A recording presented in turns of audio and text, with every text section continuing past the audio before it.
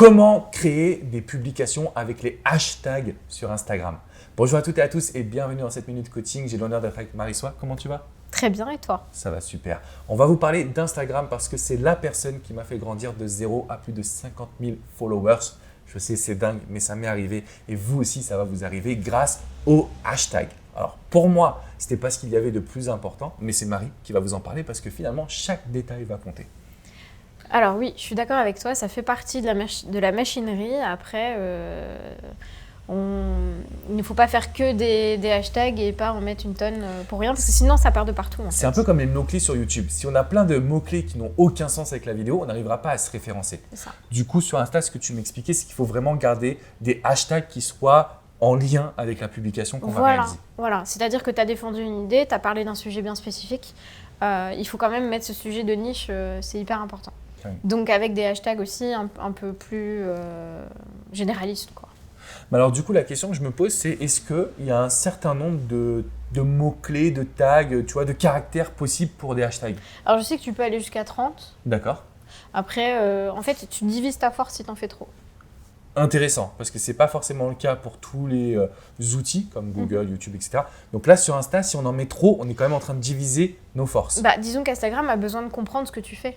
D'accord. Et moins il comprend ce que tu fais, et moins tu es direct, plus il va pas savoir ce que tu fais et plus il sera flou. D'accord. Donc moins il te montrera à ta communauté ou aux gens susceptibles de s'intéresser à ton domaine.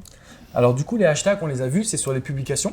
Oui. C'est aussi un hashtag par story, ce que tu disais justement dans une précédente vidéo. Oui, pour être encore plus direct, ouais. Je conseillerais un hashtag simplement dans une story.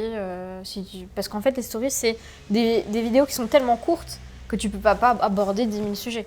Donc autant que tu fasses juste un hashtag sur ta niche de ce que tu as parlé, quoi. Ouais, c'est dingue parce que j'en avais jamais fait dans les stories, donc du coup je vais m'occuper de le faire. Merci pour tes conseils parce que c'est important que tu puisses me recadrer aussi. Donc il y a le hashtag en publication, le hashtag en story, je pense que c'est à peu près tout. Peut-être le hashtag de publicité, est-ce que c'est important quand on fait une pub?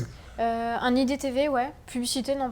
D'accord. On ne le met pas dans les publicités en général. Ok. Non. Donc du coup, c'est même quand on fait des vidéos, forcément on peut mettre le hashtag, on peut vraiment intégrer des solutions comme ça, quoi.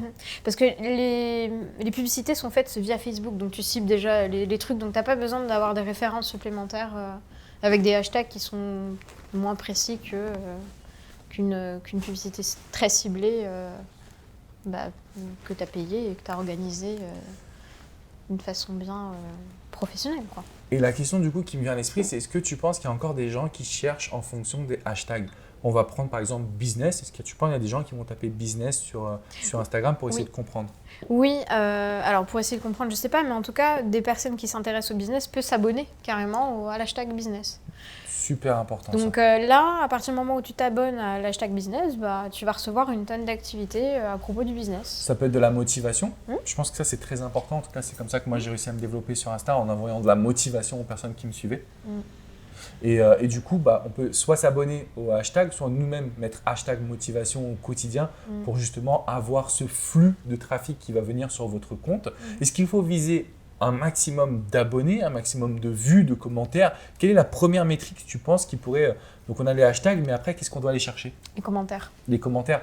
Parce que du coup, c'est là où on va rentrer dans un esprit de communauté. En fait, quand je te disais sur la logique, c'est vraiment de se dire, pour déposer un commentaire sur une photo, c'est beaucoup plus long et beaucoup plus d'efforts que de faire juste un like. Ou même juste de regarder l'image. C'est vrai. En fait, plus l'action… je ne vais pas dire compliquée parce qu'elle n'est pas compliquée, mais plus l'action demande un effort, plus Instagram se rend compte que tu es intéressant. Ok, super. Et du coup, il y a des personnes qui cherchent sur les hashtags, ce sont des personnes qui sont vraiment motivées. Donc ça pourrait même devenir des prospects. Vous pourriez même peut-être leur vendre quelque chose derrière. Vous l'avez compris, les hashtags sur Instagram sont indispensables, vraiment. C'est quelque chose qui va vous aider à vous développer, mais ne tombez pas dans « il faut que j'en fasse beaucoup ». Parce que ce n'est pas ça qui va vous aider. Il faut bien les cibler. C'est de ça donc vraiment que je retiens de notre entretien. Et ça va vous permettre de vraiment aussi attirer les bonnes personnes à vous. Donc n'hésitez pas à utiliser les hashtags. Si vous avez des questions, rendez-vous sur le site de Marie, mariesoie.fr, c'est ça? Oui, juste une dernière chose par rapport au hashtag. C'est hyper important de référencer réellement ce dont vous avez parlé. Parce qu'il y en a qui s'amusent à chercher des hashtags populaires, ceux qui marchent le mieux. Mais ça ne veut rien dire parce que si jamais vous mettez business alors que vous êtes dans votre piscine, la personne qui cherche du business, elle ne va pas comprendre. Et ça va aller n'importe où et ça ne va pas aller vers votre cible. Donc vraiment, restez ciblés. N'essayez pas d'en faire trop. C'est ça vraiment l'erreur commune qu'on pourrait faire, que j'aurais fait si tu ne m'avais pas accompagné. J'aurais essayé d'aller partout sur le côté populaire. Mais c'est vrai qu'il n'y aurait pas eu cette sensibilité du prospect qui se serait abonné à mon compte finalement. C'est un petit peu ça. C'est tout à fait ça. Donc n'hésitez pas à aller sur son site marisoi.fr. Si vous avez des questions, laissez-les dans les commentaires juste en dessous. Je me ferai un grand plaisir et on se fera un grand plaisir de pouvoir y répondre. Mettez un petit pouce bleu les amis et puis surtout, abonnez-vous à cette chaîne. On est en train de créer une superbe communauté d'entrepreneurs, de coachs, d'indépendants. Donc je suis à fond avec vous. Encore une fois, merci Marie. Merci à toi. On se retrouve pour de nouvelles vidéos très prochainement, notamment sur Insta. De mon côté, je vous fais une grosse bise les amis. Ciao, ciao.